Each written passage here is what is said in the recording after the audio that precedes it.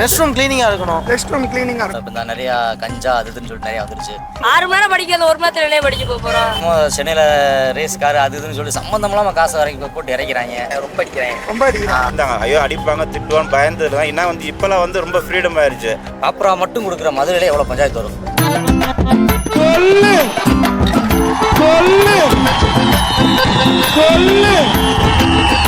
ஸ்கூலுக்கு போயிட்டு வந்துட்டீங்களா?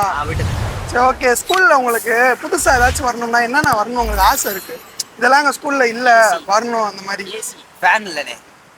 ஃபேனே இல்லையா? ஒரு ஃபேன் தான். ஏசி வேணும், ஏசி.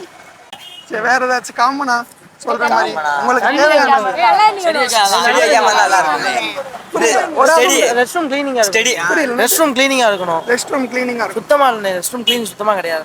சம்மந்தம் இல்லாமல் என்னமோ சென்னையில் ரேஸ் கார் அதுன்னு சொல்லி சம்மந்தம் இல்லாமல் காசு வரைக்கும் போட்டு இறக்கிறாங்க. பாலம் கட்டுறாங்க, வைக்கிறாங்க.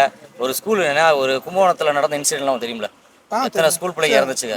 அந்த மாதிரிலாம் மதுரையில் ஒரு குழந்தை இருந்துச்சுன்னா இன்னைக்கு சும்மா இருப்பாங்களா? இன்னைக்கு ஏதோ ஒரு குழந்தை வந்து தூத்துக்குடியில் பஞ்சாயத்து வந்து மேலேருந்து கீழே விழுந்து போச்சு, இறந்து போச்சு சொல்லி அது டோட்டல் ஸ்கூலே காலி பண்ணாங்க.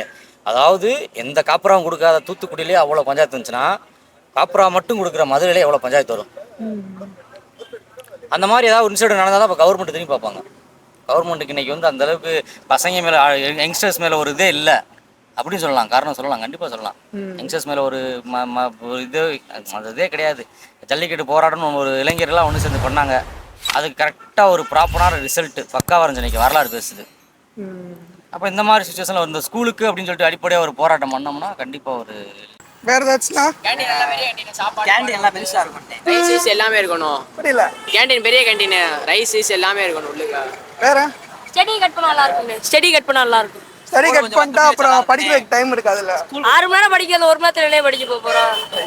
ஸ்கூல் கொஞ்சம் 10 மணி வச்சு நல்லா இருக்கும். காலையில 9 மணி வச்சு கொள்றாங்க எல்லாரும். இப்போ என்னன்னா ஸ்டாஃப் வந்துமே கண்டுக்காத காரணம் என்னன்னா அடிக்கடி இந்த கொஞ்சம் பசங்க சாக்கு வச்சுக்கிட்டு என்ன பண்ணுறாங்கன்னா வெளியில் சுற்றுறாங்க, இது பண்ணுறாங்க. ஏதாவது அதை இதை வந்து ஒரு காரணத்தை வந்து மறைக்கடிக்கணும் அப்படின்றக்காக பசங்க என்ன பண்ணுறாங்கன்னா வெளியில் போய் காப்பரா கொடுக்குறது, உள்ளேயும் போய் அந்த பஞ்சாயத்து பண்ணுறது. இந்த மாதிரி சுச்சுவேஷன் ஃபேன் அதுன்னு உடையுது. வெளியே யாராவது கேட்டாங்கன்னா இந்த காரணத்தை சொல்லி தப்பிக்க பார்க்குறாங்க. இதுதான் கேள்வி. உங்களுக்கு என்னென்ன வேணும் வசதி? உங்களுக்கு தோன்றது எதுனாலும் சொல்லுங்க. ஸ்கூல்ல அடிக்கிறேன், ரொம்ப அடிக்கிறேன். ரொம்ப அடிக்கிறாங்களா? அடிக்கவே கூடாதுல்ல, அப்புறம் அடிக்கிறாங்களா? அடிக்கிறாங்க. ஓட அடிக்கிறாங்க. இல்ல சட்டமே கொண்டு வந்திருக்காங்களா அடிக்க கூடாது? கொண்டு வந்திருக்காங்க, ஆனா அடிக்கிறாங்க. முன்னோட இப்பெல்லாம் பரவாயில்லனே, அடிக்கிறத கம்மி பண்ணிட்டாங்க. முடியும். டீச்சர்ஸ் அடிக்கவே கூடாதுன்னு ரூல்ஸ் இருக்கு. அடிக்கிறேன் அப்படி ரொம்ப அடிக்கிறாங்கன்ற மாதிரி சொல்றாங்க பசங்க. அது வந்து இப்போலாம் பார்த்தீங்கன்னா அந்த காலத்தில் வந்து அதான் சொன்னேன், 15 வருஷத்துக்கு முன்னாடி இருந்த குழந்தைகளுக்கு இப்போ இருக்க குழந்தைகளுக்கு என்ன வித்தியாசம்னா அன்றைக்கி வந்து ஒரு கட்டுப்பாட்டுக்குள்ளே அந்தளவுக்கு வந்து ஏதோ ஒரு இடங்களில் வந்து ஏதோ ஒரு மாவட்டத்தில் ஏதோ ஒரு குழந்தை பள்ளிக்கூடத்தில் வேணால் அது மேபி இருக்கலாம், அதாவது கொஞ்சம் அது இருக்கலாம். இப்போலாம் வந்து குழந்தைகள் ஆசிரியர் வந்து குழந்தைகளை அடிப்பது என்பது ரொம்ப வந்து கண்டிக்கிறதே இல்லை. ஏன்னா வந்து ஒரு ஸ்டேஜுக்கு அவங்க போயிடுறாங்க, அதுக்கு மேலே பண்ணுறதுல வந்து அவங்களுக்கு வந்து தயக்கம் என்பது இருக்குது. இப்போ எல்லாம் பார்த்திங்கன்னா மீடியாக்கெல்லாம் வந்து வலைதளம் வரும்போது கொஞ்சம் இஷ்யூ ஆகிறனால வந்து வாத்தியார்கள் வந்து கொஞ்சம் வந்து தவிர்க்கிறாங்க. எதுக்கு இவங்க பிரச்சனை என்பது பண்ணிக்கிறாங்க. ஆனால் வந்து கட்டுப்பாடோடு இருக்கக்கூடிய குழந்தைங்க இருக்குது, சொல்கிறத கேட்டு பழக்கம் பண்ணிருக்கோம். ஒரு சில குழந்தைகள் இருக்கிறாங்க, அப்படி தான் இருக்கிறாங்க. அது அவங்களாவது திருத்திக் கொள்ளணும். சொல்லுங்க,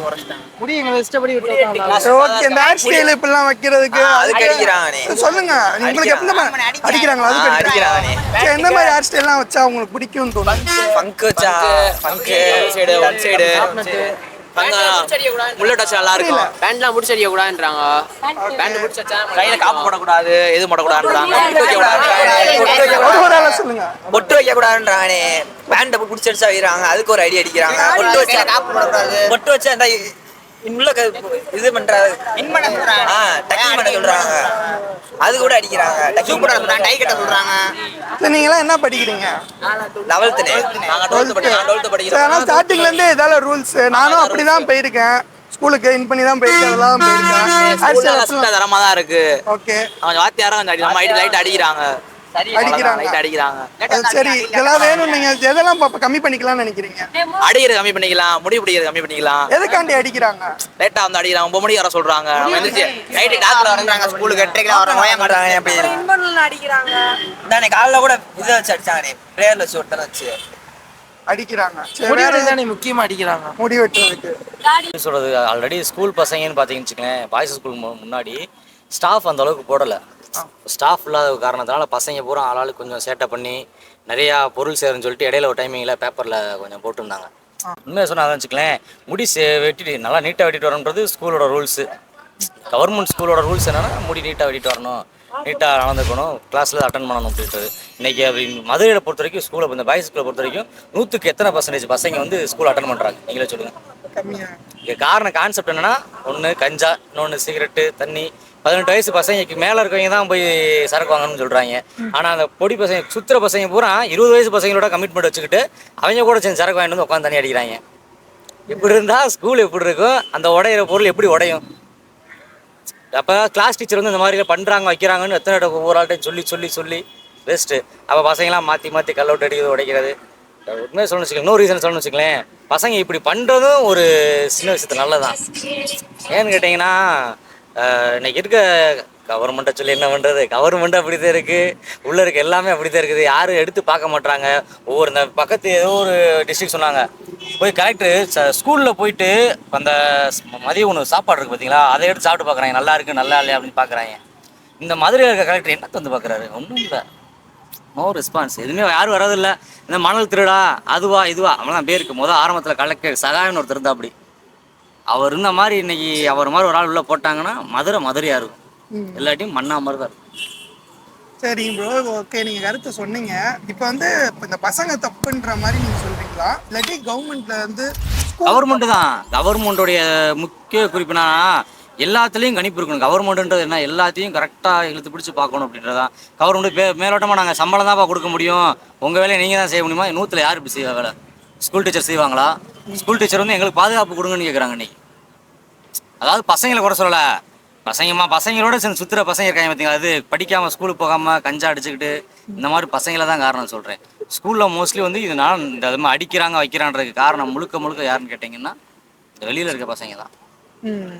புரியுது. ஓகே ப்ரோ, இந்த ஃபேன் இல்லை தண்ணி சரியில்லைன்றாங்கல்ல, அதனால அந்த இஷ்யூ சொல்கிறீங்களா? அந்த இஷ்யூஸ் கம்பல்சரி வந்து இப்போ இன்னைக்கு இருக்க கவர்மெண்ட் வந்துட்டு.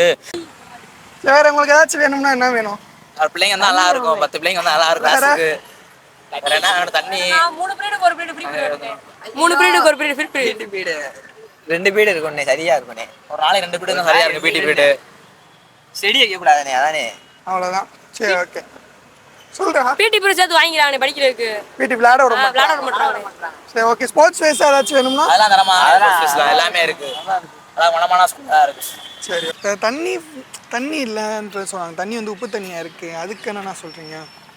அது வந்து இப்போ வந்து பார்த்திங்கன்னா இருக்குது. இப்போ வந்து இப்போ மதுரையில் இருக்கும்போது மதுரை வட்டாரத்தில் நம்ம இருக்கனால வந்து பெரும்பாலும் வந்து தண்ணி என்பது பல இடங்களில் உப்பு தண்ணியாக தான் இருக்குது. ஒரு சில அரசு பள்ளியில் இருக்கும்போது இன்னும் இம்ப்ரூவ்மெண்ட் பண்ணணும். சத்துணவு கூடமாக இருந்தாலும் சரி, அந்த தண்ணி தொட்டி, குடி தண்ணீர், குழந்தைகள் பயன்படுத்தக்கூடிய கழிப்பறை, அதெல்லாம் வந்து இன்னும் வந்து கம்பேர் பண்ணும்போது வந்து இன்னும் டெவலப் பண்ணாமல் இருக்குது. வசதிகள் வந்து கொஞ்சம் குறைவாக தான் இருக்கிறது. சில மாவட்டங்கள் வந்து நல்ல ஒரு முன்னேற்றம் இருக்குது. தமிழ்நாடு அரசு வந்து கொஞ்சம் வந்து கல்வித்துறை டிபார்ட்மெண்ட் வந்து கொஞ்சம் வந்து எஜுகேஷனுக்கு முக்கியத்துவம் கொடுத்து பண்ணுற மாதிரி சுகாதாரத்துக்கு வந்து அடிப்படை வசதி வந்து இம்ப்ரூவ்மெண்ட் பண்ணணும்.